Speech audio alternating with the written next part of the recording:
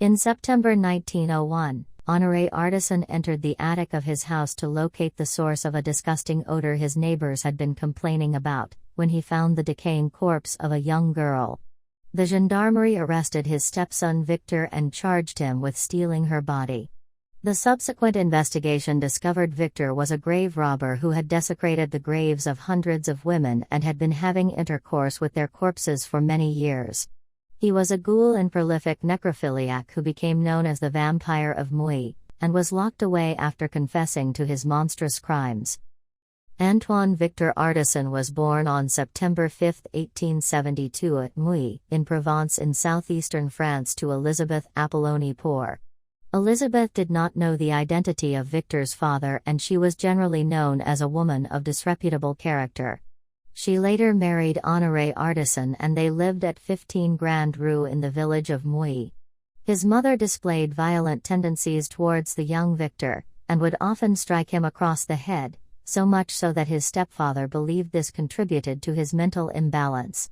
Elizabeth left the family home not long after the marriage, and Honore raised the boy as his own.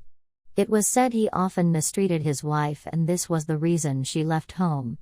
His stepfather then proceeded to take in female vagrants and beggars and made them his temporary companions. They lived in squalor and filth at the house, with several people sharing and sleeping together in the straw beds. As an adolescent, Victor would often masturbate and drink his own sperm, declaring it's a pity to let it go to waste.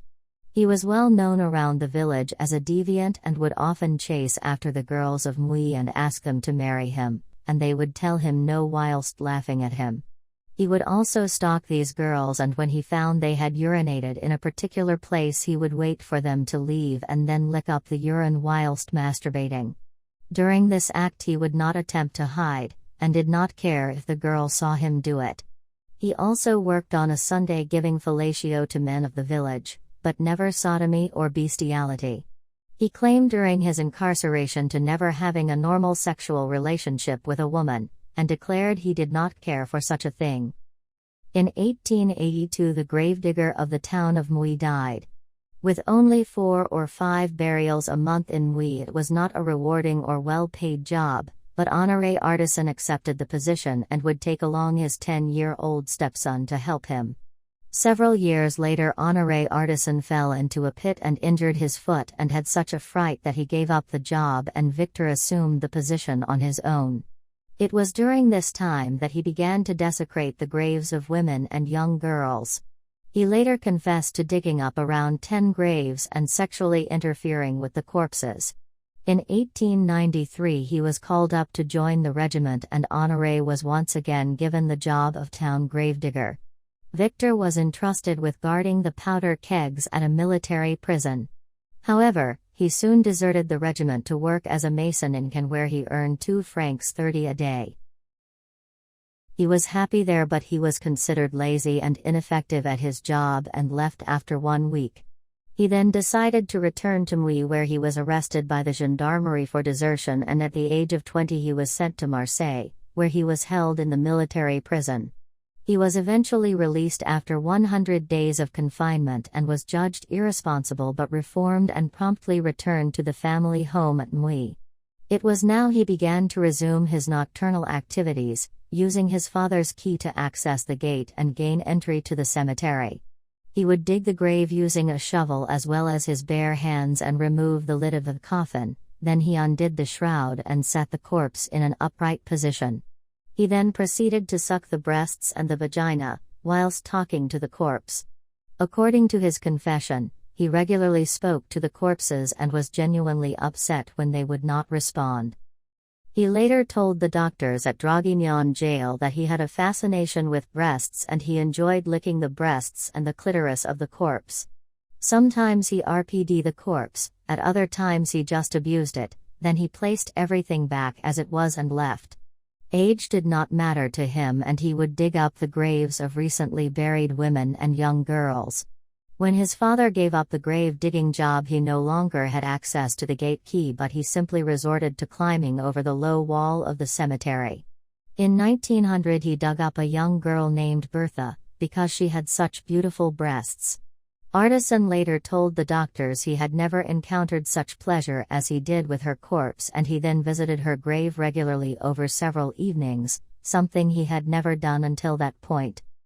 On February 22, 1901, he dug up the grave of a young 14-year-old girl called Leonie who had previously died on the 20th.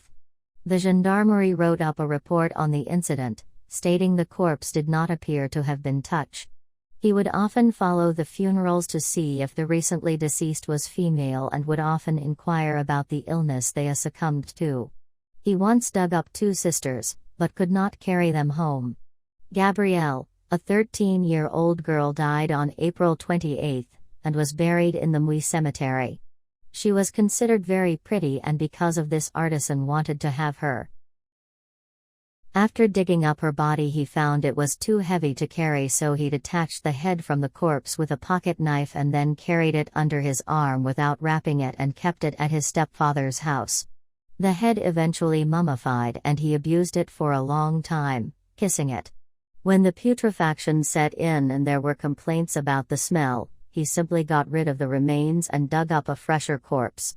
In May, he dug up and violated the body of a 17-year-old girl called Honore who had passed away on May 15. Victor was not strong enough to take the corpses home with him, and only managed to carry the head of 13-year-old Gabrielle. So he sought a different corpse, one he could take home. In September 1901, a 3.5-year-old known as Louise died. She was described as a pretty little girl, but Victor decided to dig up her grave. He took her body and placed it in a bag, taking it to his house where he put her in the attic. He laid it on some straw and always went there whenever his father was absent from the house. For more than a week he satiated his desires on the corpse until putrefaction set in, and after 8 days he could no longer touch it. He attempted to separate the head but could not.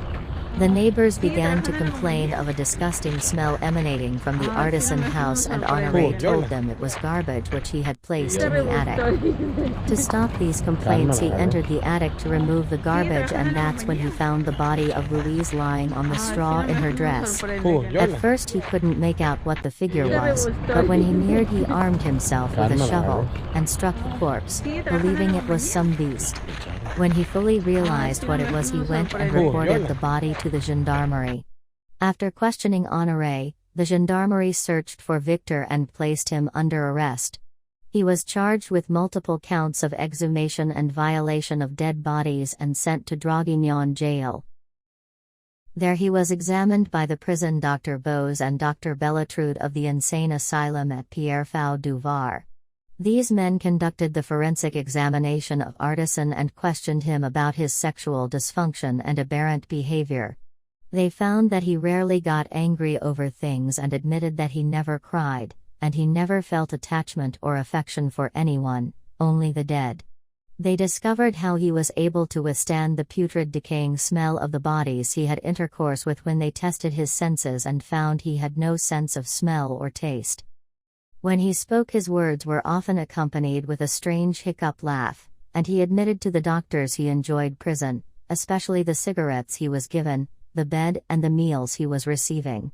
He told the doctors he wanted to steal another corpse to replace Louise, but he was caught before he was able.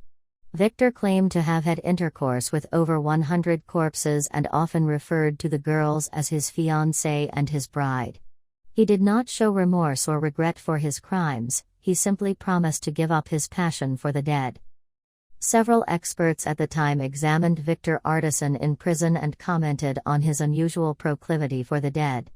Dr. Alexis Epillard referred to him as a degenerate, impulsive sadist and necrophile, whilst Dr. Richard von Croft-Ebing called him a moron void of any moral sense. Because of his crimes, he was sentenced to spend the rest of his life in a psychiatric hospital at Pierrefonds du Var. Victor Ardisson died on March 9, 1944 at Provence-Alpes-Côte d'Azur, aged 71.